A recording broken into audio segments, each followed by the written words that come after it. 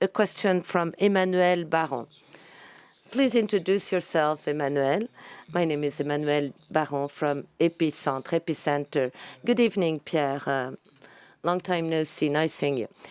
First, in the answer you gave, I'd like to underline, you said that the risk is to come up with a poor healthcare standard or a bad one. And for people at MSF and Epicenter, it brings back bad memory, like with the Flaviviravir against Ebola. The study was not done correctly. It was named a clinical trial, but they had only one arm. Flaviviravir, and so they came up with a standard that did not resist the next epidemic. So, and then we were able to demonstrate there were two drugs that were more efficacious than the others, and Flaviviravir failed. And it's a hydrochloroquine, which is a health standard first-line drug in the national protocol nowadays. So, you know, it's not been evaluated for given indications, so it will remain a gold standard. But sometimes it is justified, as you reminded us of in certain situations. You have the risk-benefit analysis, one of the risks being to produce a standard that might never be challenged when it should be.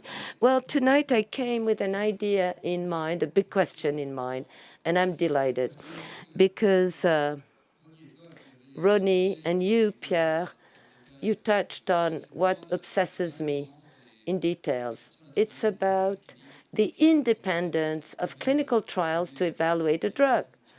And you suggested the right way to go about it, or other ways. It's true that it's fascinating to see how meticulous, how obsessive you have to be to go through all the details of a study, avoid any bias, and at the time of the final evaluation, no more scruples, no more barriers, and it's just the shopkeeper deciding, oh, my product is excellent, and I'm going to prove it to you. So the question of the transparency of information and all that, but you showed that it can be totally phony, total baloney. But now, true, there are some publications that stun you. I mean, some papers are published, you're flabbergasted, including in the best medical journals. And when you look at the conflict of interest, you know, some people are hired by a company and they dare sign a paper promoting a drug from that firm. Well, of course, a publication is not the beginning and the end of everything. They don't decide what exactly will be put on the market ultimately.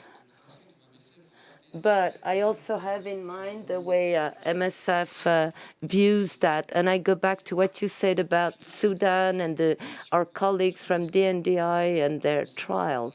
My question, would you advise MSF and Epicenter to still fight on that aspect, including when talking with DNDi? Because they're not that comfortable when we want to bring that, to put it back on the table, you know. So why not? Let's go for it. Well, those are essential questions to ask ourselves.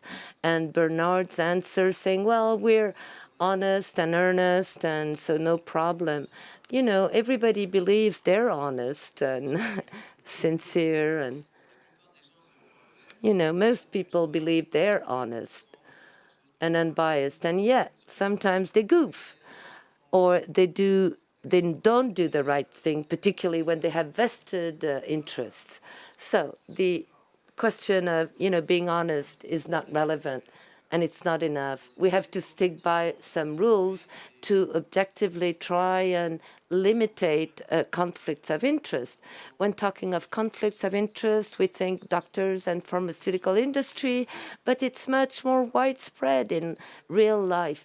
We are having conflicts of interest all the time. So, you have to find something else. It's not enough to say people tend to be honest. So maybe outsource, diluting, splitting, separating might be a solution, but it's not the ultimate solution, the golden bullet. Even the pharmaceutical firms, they don't conduct their own clinical trials. They outsource them. And still, they have the upper hand on their subcontractors.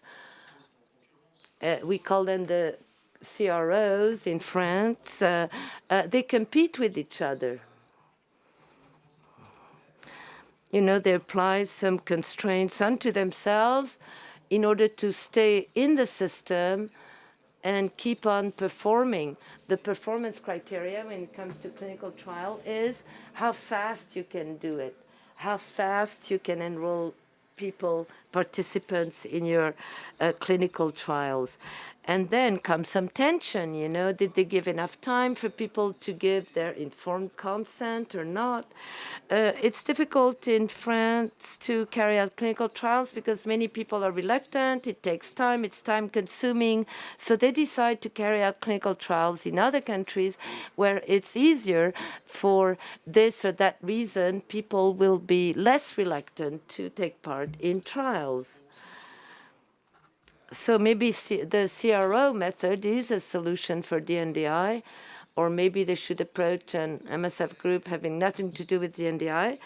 But I think it is a concern. Structurally speaking, it's a problem if a sponsor or promoter and DNDi do the clinical research themselves.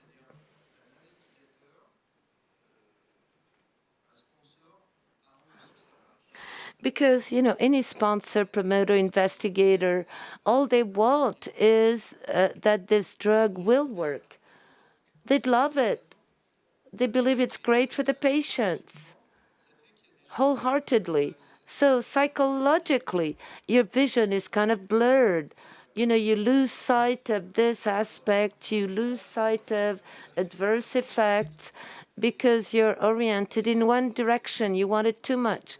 So really, side effects, they're not even mentioned in clinical trials, or they're mentioned there but forgotten in another report. The meta-analysis of clinical trials with their protocols, the meta-analysis of clinical trials trying to make a methodological summary synthesis on a given drug, very often amongst their criteria, you have everything dealing with efficacy. However, the mentioning of side effects, the side effects are not even mentioned in their protocol.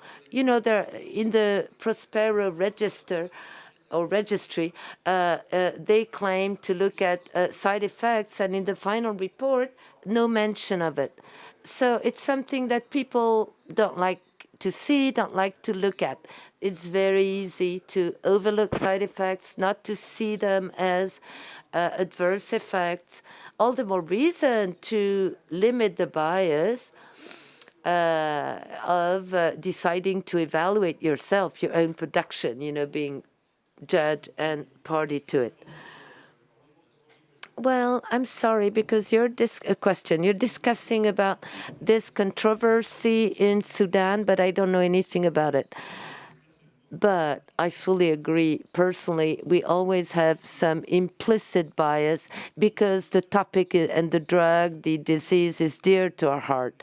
I admit it. And maybe we should design a system, a safeguard system, maybe not in the conducting of the drug itself. However, the design of the study, the interpreting of the data, and the publication of the data, it might be a good idea to be challenged by independent players. But I'll gather information about what happened in Sudan. It sounds interesting, and it raises a very relevant question. Yes, we all have a bias. We cannot avoid it.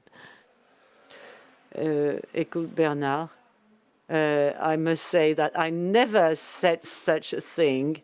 I never told Ronnie what I was quoted to have said, and other comments saying that the discussion may be a bit too exaggerated. Now, Bernard, we will go on discussing at home, I'm sure, at my place, because I'm not done with you yet.